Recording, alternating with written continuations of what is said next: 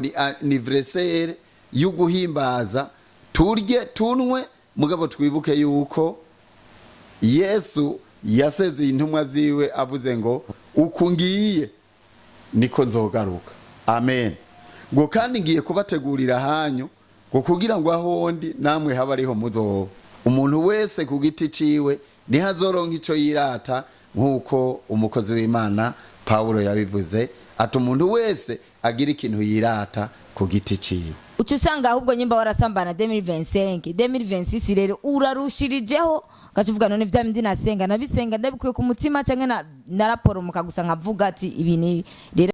Tarsis Hope Ministry TV ni umuryango washinzwe ugamije gufasha abakene, imfubyi n'abapfakazi batagira kirengera, abana baba mwibarabara, abasangwa butaka, abarwariye mu bitaro ndetse n'imfungwa. Nawe nimba hari umusanzu wifuza gutanga duhamagara cyangwa twandikire kuri izo nimero ziri kuri screen.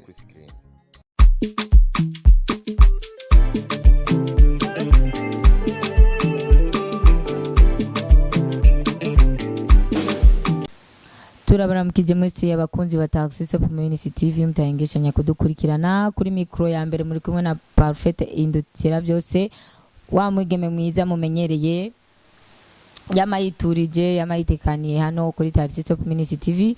Turabaye mwiriwe na maramutse bivanye naho muherereye. Turabona kuri no munsi twatewe iteka n'umukozi w'Imana, ndibaza muramubona cyane, murashobora kwibaza ati be kwa Tarsis Hope Ministry TV ko baguma baduhindurira ibintu nibiki vyagenze gute. Rero reka duhe kaze mutumira wacu bino munsi, turagoye kaze mukozi w'Imana. Murakoze, ndabaramukije amahoro y'Imana mu izina rya Yesu Kristo. Abariko muradukurikirana mwese turabaramukije tubifuriza Noel nziza n'umwaka mushasha wa 2025 tugiye gutangura. Turabona twawuhonyoyemwo, Imana ibudukomerezemwo kandi Imana ibahezagire. Murakoze cyane, urakoze kutwifuriza umwaka mushasha myiza. Mbega ndakubaza Noel isiguri iki? Je nkunda kumva ngo Noel shaka unsigurire kugira n'abatabizi babimenyereho. Igituma tuvuga yuko Noel ari umwaka mushasha mwiza nuko ari umunsi mukuru tuwita anniversaire kuko ari we uwo munsi twibuka ivuka ry'umwami wacu Yesu Kristo. Murakoze cyane, turabaye kazere muri kino kibanza mwisanzure, turabaye kazere muvuge Imana yabarungikanye. Turazi neza umukozi w'Imana ko ataza agaragara. N'ijambo ry'Imana rivuga ngo nimugende mu mahanga yose mubwire aboro ubutumwa bwiza.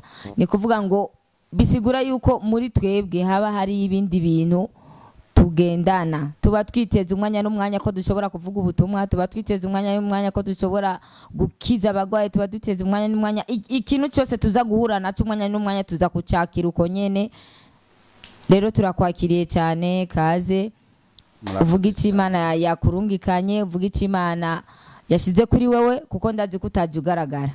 Murakoze cyane. Imbere yuko tubandanya yuko nidondora ku mazina yanje, reka tubanze dusenga Imana, duce bugufi, duhamagara Imana yacu yumve n'ivyo tugiye kuganirira hano bibe ibizohesha ikimazi abazovyumviriza.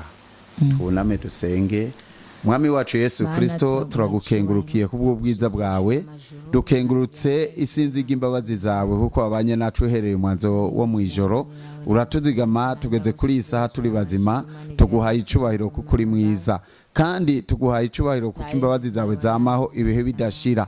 Dukengurutse Mwami Yesu uyu mwanya mwiza, mwizina ry'ubushobozi ko twongeye kwinjira muri studio. Mwami wanje y'icano yawe, y'icano yatangujwe, niwe wayitanguje, waruzi yuko izovugira ko abakozi bawe. None turagukengurukiye, imyanya yose tuyisize imbere yawe. Reka imyanya yose tumara hano uze kubana nacu kandi uze kudushoboza, wongere utugirire neza.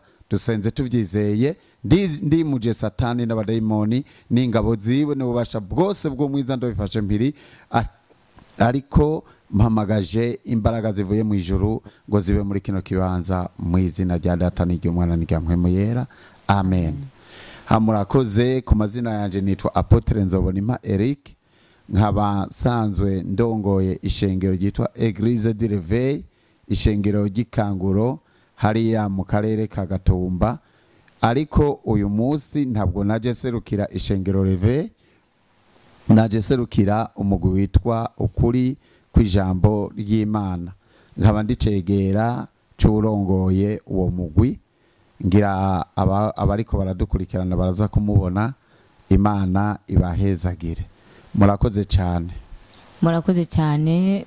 Rero mukozi w'Imana, twashaka kugira ngo uhembure imitima ya benshi, kuko twebwe twaje ku isi kugira ngo tugaragaze ubushobozi bw'Imana ku isi, kuko Imana nimba tuyivuga, nimba tuvuga ivy'Imana idukorera, niturayibona amaso ku maso, ariko tubona iciye mu bakozi bayo.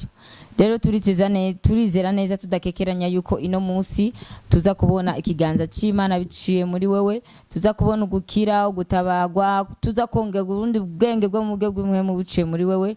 Turaguhaye ikaze uvuga icyo Imana yakurungikanye kuri uno mwanya. Murakoze cyane. Imana ibahezagire. Hama nk'uko uyu munsi ari umunsi twiteze gushika saa sita y'ijoro, tuza twiteze anniversaire y'umukiza wacu yatuvukiye, akatuvukira. Dusomye hano muri Yesaya haravuga ngo kuko umwana atuvukiye. Haleluya, amen. Muri Yesaya igice c'icenda umurongo wa 6 havuga neza ngo kuko umwana atuvukiye duhawe umwana w'umuhungu, ngo kandi ubutware bwiwe buzoba ku bitugu vyiwe, azokwitwa igitangaza, umujanama, Imana y'ubushobozi. Haleluya, amen. Rero nico gituma uyu munsi tuwibuka, kuko umunsi ntiwahanuwe uyu munsi gusa turiko turibuka turahimbaza anniversaire, ariko umunsi wahanuwe kera, uhereye mu isezerano rya kera. Yesaya niwe yatanguye kuvyerekwa umuvugishwa n'Imana. Yesaya aravuga ngo kuko umwana atuvukiye duhawe umwana w'umuhungu, ubutware bwiwe buzoba ku bitugu bwiwe, azokwitwa igitangaza, umujanama, Imana y'ubushobozi. Haleluya, amen. Rero nukuvuga abize twizeye aya majambo uhereye mu gihe ca Yesaya.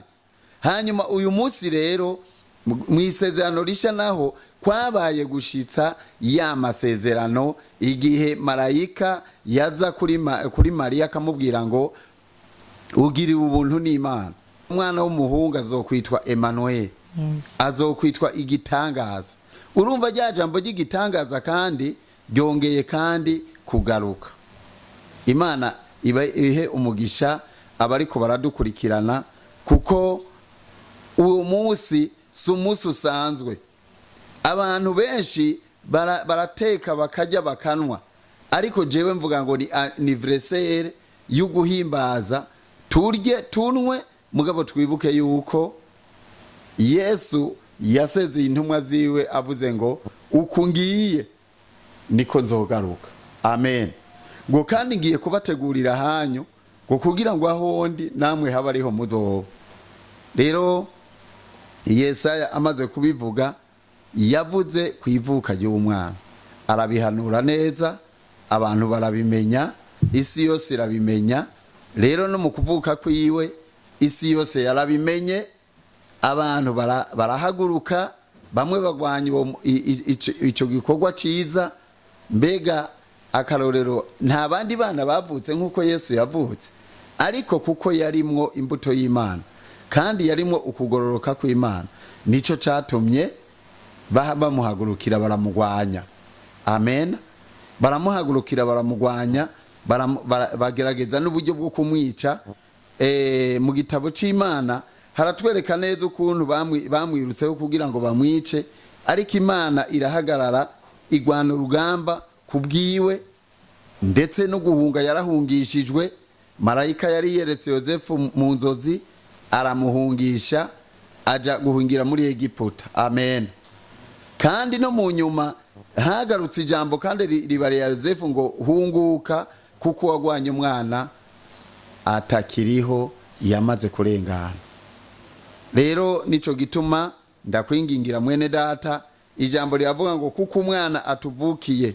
Uyu mwana yavutse ni gitangaza, abamwakiriye bose nagomba kugutangariza yuko uwo mwana yavutse atari umwana asanzwe nk'uko abandi bana bavutse, nk'uko nanje navutse, nk'uko abahanuzi ba kera bavutse n'abahanuzi b'iki gihe bavutse, ariko yavutse ari igitangaza nk'uko umuvugishwa n'Imana yari yarabihanuye. Rero muri kino gihe turitegurira anniversaire yiwe, ariko tukitegurira no kugaruka kwiwe, kuko yavuze igihe yaza baramugwanije. Na none munsi yarasezeye intumwa ziwe, aravuga ngo nzogaruka nk'igisuma. Abantu benshi barahagurutse kugira ngo bagwanye iki igikorwa cyo kuvuka kwiwe, ariko benshi ntibyabashobokeye, benshi ntibyabakundiye, kuko yari Imana umujenama, Imana y'ubushobozi.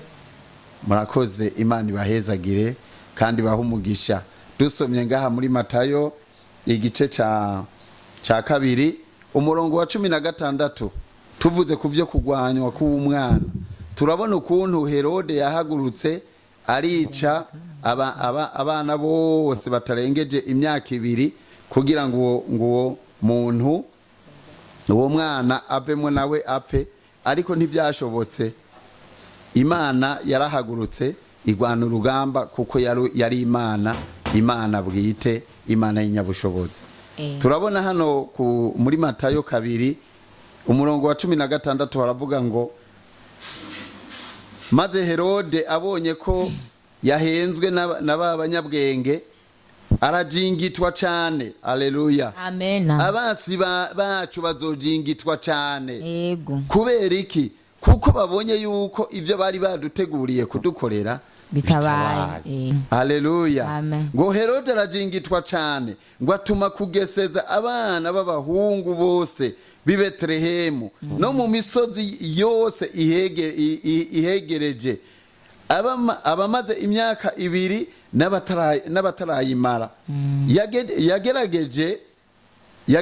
Yagerereje igihe yasigurije babanyabwenge. Niho ibyavuzwe na Yesaya. Amena.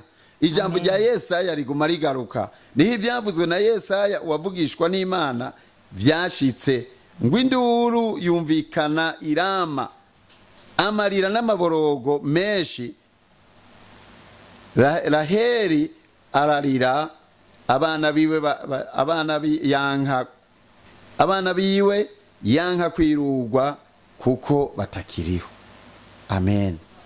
Nukuvuga iyo hari ibyiza biriko birakoreka, Satani arajingitwa. Nukuvuga iyo umwaka uheze Satani atabantu yishe cyangwa avunagura abandi bateza ibibazo, arajingitwa. Ariko nagomba ndakubwire uyu munsi ngo Imana iri mu ruhande rwawe, Imana iri mu ruhande rwacu. Tugwane twizeye yuko Imana iri mu ruhande rwacu, kandi tugwane twizeye yuko Imana iri mu ruhande rwawe. Amen. Kuko Imana iyo iriko iragwana urugamba ntabwo igwana nk'umwana w'umuntu, ariko igwana nk'Imana y'inyabushobozi, igwana nk'Imana ikomeye. Haleluya. Rero Imana yacu ni nzima, nico gituma no kubwira wewe uri kuranyumviriza, uyu mwaka wa 2025 tugiye gutangura, turansi bikuri. Aba bana baraheri ngo bari abana bagufi bari bavutse ari bikuri. Rero no mu ishengero hari abantu baba ibikuri, ugasanga ntibariko baratanga ibigira 10, ntibariko barasenga, ntibariko baratanga amashikanwa, ntibariko baratanga ibintu ibyo ari byo byose, ntibariko barakorera Imana nk'uko bikwiye. Aba bana rero bitwa ibikuri, abo bakristo bitwa ibikuri. Abo bakristo basenga rimwe ku munsi, bagasenga rimwe mwiyinga kuwa Mungu gusa, abo bitwa ibikuri. Ariko turansi bikuri muri 2025 turagomba ishengero ry'Imana, abakristo b'Imana, abakorera Imana mu muhemu no mukuri, duhaguruke dukorera Imana mu muhemu no mukuri, ibikuri tubihagarike. Nimba rugufasha ari byo gufasha, dufashe. Nimba ari ibyo gushigikira, tubishigikire. Mugabo umurimo w'Imana utere uja imbere, ibikuri mu murimo w'Imana ibyo vyigira inyuma, kuko nta kazi bifise muri uyu mwaka wa 2025 tugiye gutangura. Kandi dukore ibikorwa nk'uko data aduhamagarira kubikora. Yesu ashimwe kandi ahimbazwe cyane, kandi Yesu adushoboze muri umwaka wa 2025. Kumbure Yesu ataragaruka urupfu goza, ariko duhaguruke dukore, azosange twese twiteguye, kandi azosange twese turi mu murimo wa ndiho turiko turamukorera. Umuntu wese ku giti ciwe nihazoronka ico yirata, nkuko umukozi w'Imana Paulo yabivuze, ati umuntu wese agira ikintu yirata ku giti ciwe. Nawe nshuti yanje uri kurankurikirana kuri icano, Imana iguha umugisha, nawe uvuge ngo mbega muri 2024 nakoze bimeze gute, mbega muri 2025 nokora bimeze gute kugira ngo nemegwe n'Imana, simbe igikuri mu nzu y'Imana. Haleluya, amen. Simbe igikuri mu ishengero ry'Imana.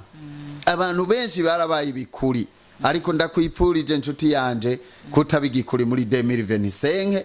Uhaguruke nk'umuhizi, dukorere Imana kandi tuyikorere nk'abazopfa ejo. Murakoze, Imana ibahezagire kandi bahumugisha. Urakoze cyane mukozi w'Imana. Hama nibutse abantu, hari abantu bakunda kuvuga ngo gufeta anniversaire ngo nikono na mahera ngo yose, novuga ko ari no gutahura. Rero abantu bazi yuko bahora bavuga ngo anniversaire ngo ni gusesagura ngo ni kugirane, badusange inbox kuri Team Taxi Top Ministry TV, bakande handi nyene bagire commentaire tubasigurire neza nko umukozi w'Imana abivuze. Nitubibikuri muri no 2025 ibi umwaka w'umpinduka. Mugabo hari ikintu kira kinangaza, umwaka uheze bahora bavuga ati Mana ndakwinginze no mwaka umbere umwaka utandukanye n'izindi, umbere umwaka w'impinduka. Urabivuga mugano vyapika ngo bikore, ucu usanga ahubwo nyimba warasambana 2025 rero urarushirijeho gacuvuga none vya mindi nasenga nabisenga ndabikuye ku mutima canke na raporo mukagusa nkavuga ati ibi ni rero abantu dukwiye kwicunga. Nyimba tuvuga umwaka wo kwemerwa n'Imana, twemegwe n'Imana koko, duhinduke, duhebe, tureke, tuvavanure. Urakoze mukozi w'Imana kongera kutwibutsa rino jambo. Imana iguhezagire, ikongera imbaraga, igusubize aho wakuye amavuta, Imana yongereze. Rero bakunzi bacu ba Taxi Top Ministry TV tubashimire cyane kuno mudahengeshanya kudukurikirana. Murabona muri Taxi Top Ministry TV ko dushikara kubazanira ibintu bishasha, mushikana mudukurikirana. Ikiganiro cyacu nizere yuko mwafashijwe aho muherereye, nushobora gufashwa uri muri boîte. Rero turagutumiriye muri Taxi Top Ministry TV. Hari abakozi b'Imana beza buzu bwiza bavuga ijambo kwera ukumva kumenga kabisa urafashijwe. Mwakoze rero kudukurikirana muri kino kiganiro cyacu, turabashimiye cyane. Mushishikare kugira partage, comment, musangize n'abandi. Taxi Top Ministry TV tubibutse cyane yuko dufasha ifuvyi n'abafakazi n'abanaho nikora. Turakunda ifuvyi, turakunda abafakazi, nituvuga ngo nidukunda abatarahura n'izo ngorane. Oya, twese turakundana, turi ku mugozi umwe.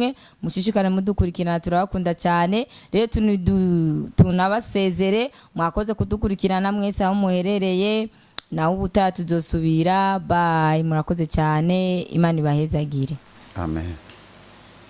Tarisisi Hope Ministry TV ni umuryango washinzwe ugamije gufasha abakene, imfubyi n'abapfakazi batagira kirengera, abana baba mwibarabara, abasangwa butaka, abarwariye mu bitaro ndetse n'imfungwa. Nawe nimba hari umusanzu wifuza gutanga, duhamagare cyangwa twandikire kuri izo nimero ziri kuri screen.